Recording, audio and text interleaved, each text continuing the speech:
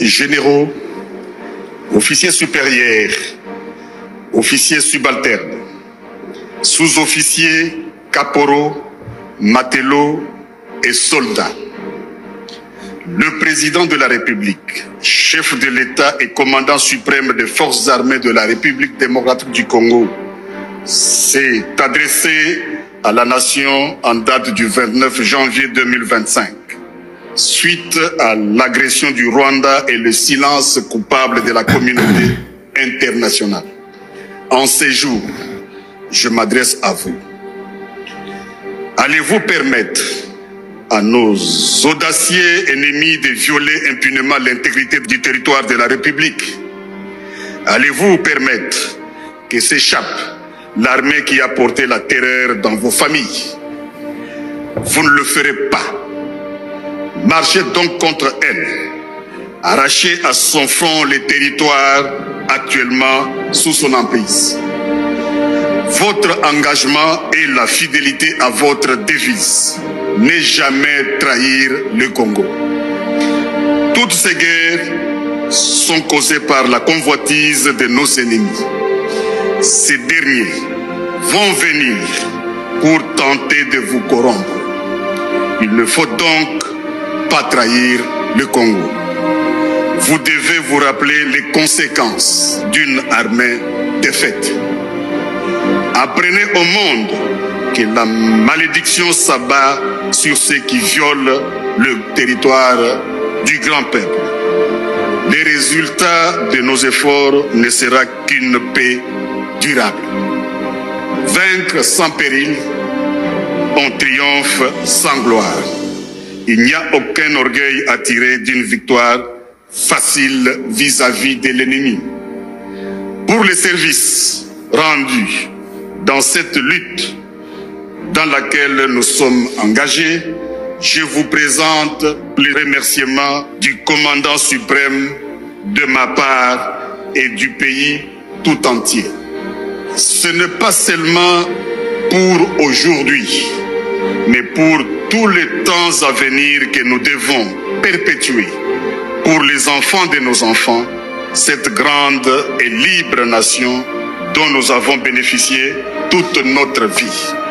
Je vous prie de vous souvenir, non seulement pour moi, mais aussi pour vous, que la nation vaut la peine que l'on se batte pour elle, pour s'assurer un tel joyau inestimable qu'est la République démocratique du Congo. Nous avons devant nous une épreuve de plus pénible, de nombreux et longs mois de lutte et de souffrance. Vous vous demandez quelle est notre politique. Je veux le dire ici. C'est faire la guerre par mer, par terre et par air, de toutes nos forces et avec toute la force que Dieu peut nous donner, de faire la guerre contre la tyrannie monstrueuse, jamais surpassée dans les sombres et lamentables catalogues du crime humain. Telle est notre politique. Il s'agit d'une question de vie ou de mort pour la République démocratique du Congo. Il s'agit particulièrement de savoir si le peuple congolais restera libre ou tombera dans l'esclavage post-colonial. Il ne doit pas y avoir de place dans nos rangs pour les plérichards et les lâches, pour les marchands de panique et des déserteurs. Notre peuple ne doit connaître aucune peur au combat et doit se joindre de manière désintéressée à notre guerre patriotique de libération, notre guerre contre les asservisseurs fascistes. Dans la situation actuelle, la crédibilité de notre armée est essentielle. C'est pourquoi vous devez assumer sans faiblesse votre mission constitutionnelle. Défendre les frontières de la République démocratique du Congo contre toutes les menaces, d'où qu'elles viennent. Vous devez donc faire face aux menaces qui se présenteront dans tous les domaines de conflictualité.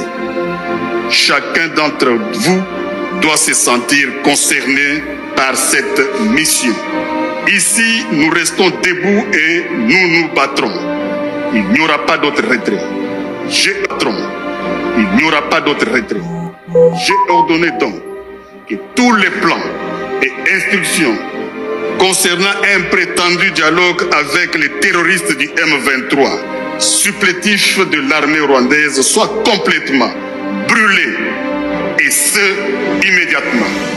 Nous allons rester ici au Congo et nous battre. Si nous ne pouvons pas rester vivants ici, alors restons ici morts. Vous êtes sur le point de vous embarquer dans la grande croisade, vers laquelle nous avons lutté pendant de nombreuses années.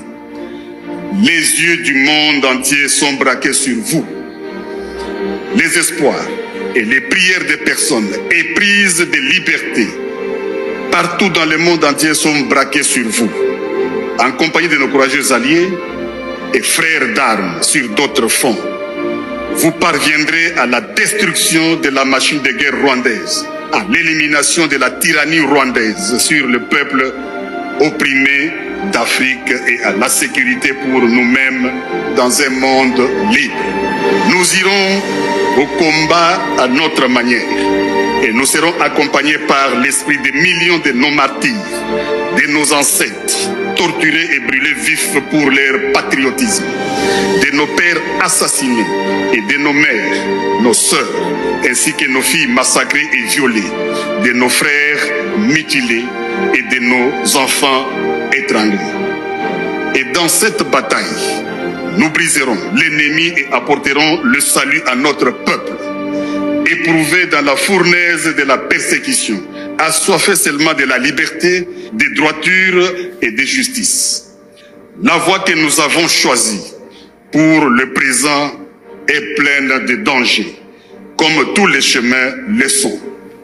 Mais c'est celle qui est la plus conforme à notre caractère et à notre courage en tant que nation et à nos engagements dans le monde. Le coût de la liberté est toujours élevé, mais les Congolais l'ont toujours payé. Votre force, c'est la cohésion qui vous rassemble et la constance de votre engagement.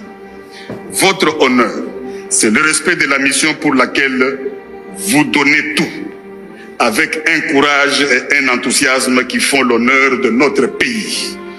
Votre fierté, c'est de servir la République démocratique du Congo, de la défendre et de la protéger toujours et partout, sous tous les climats et toutes les latitudes. Honneur pour toujours à notre armée et à son commandant suprême. Honneur à notre peuple que des épreuves terribles n'ont pu réduire ni fléchir. Honneur à la nation congolaise. Honneur aux nations de la SADC qui ont mêlé leur sang à notre sang, leur peine à nos peines, leur espérance à notre espérance. Et avec eux, nous allons triompher.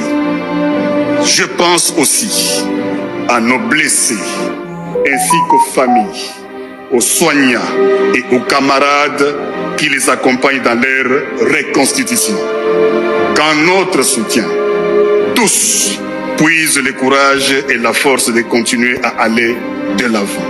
J'ai totalement confiance en votre courage, votre dévouement.